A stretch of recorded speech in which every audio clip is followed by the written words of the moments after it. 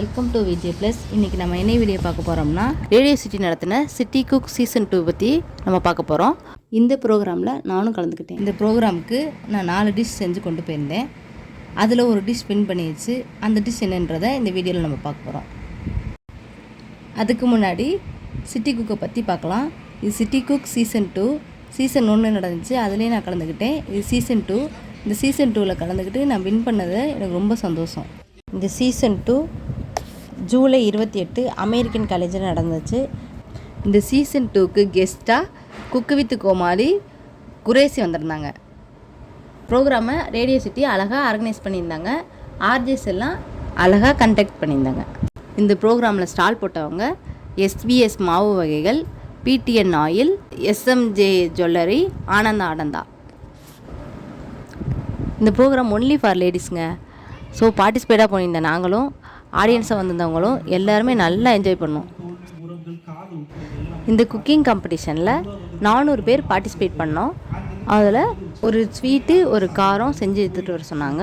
அது மட்டும் இல்லாமல் எஸ்விஎஸ் பிராண்ட்லேருந்து ஏதாவது ஒரு டிஷ் பண்ணிட்டு வர சொன்னாங்க.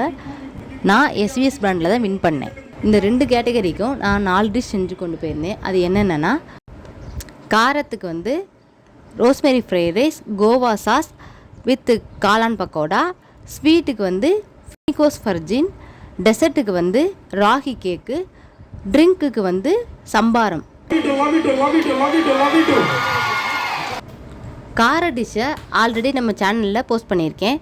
ஸ்வீட் டிஷ்ஷை அடுத்த வீடியோவாக நான் போடுறேன். இந்த வீடியோவில் டெசர்ட் என்ன பண்ணேன்றதை பார்க்கலாம். ராகி கேக் செய்கிறதுக்கு மிக்ஸி ஜாரில் 2 முட்டை, 3/4 cup brown sugar, 1 teaspoon vanilla essence,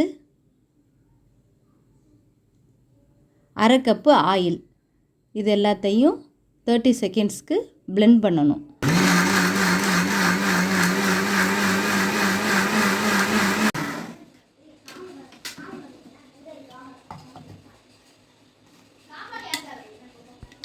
பாருங்கள் நம்ம பேட்டரி எவ்வளோ ப்ளஃபியாக வந்திருக்குன்னு. இப்போ இதில் 1/3 cup kho kho powder, 1/2 teaspoon baking soda, 1 teaspoon baking powder, 1/2 cup milk, இது எல்லாத்தையும் சேர்த்து மறுபடியும் ஒரு 30 செகண்ட்ஸ்க்கு அரைச்சி எடுக்கணும்.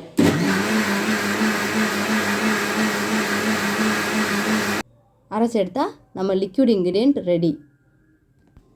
1 கப்பு ராகி மாவு எடுத்துக்கணும்.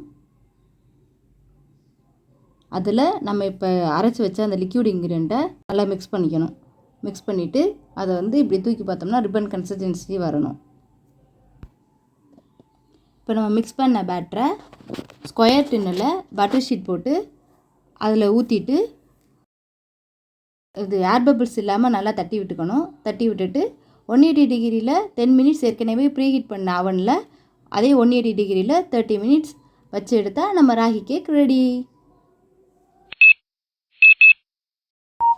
பாருங்கள் ஃப்ரெண்ட்ஸ், நம்ம ராகி கேக்கு சூப்பராக ரெடி ஆகிடுச்சு. இந்த சாஃப்டான ஸ்பாஞ்சியான கேக்கு செஞ்சு தான் நான் ரேடியோ சிட்டியில் வின் பண்ணேன்.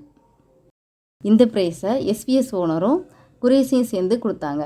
இவ்வளோ பேருக்கு முன்னாடி நான் ஸ்டேஜ் ஏறி வாங்கினது எனக்கு அவ்வளோ பெருமையாக இருந்துச்சு. நாங்கள் ஃபேமிலியாக போயிருந்தோம். ஃபேமிலியாக ஆர்ஜே நாகா கூட செல்ஃபி எடுத்துக்கிட்டோம்.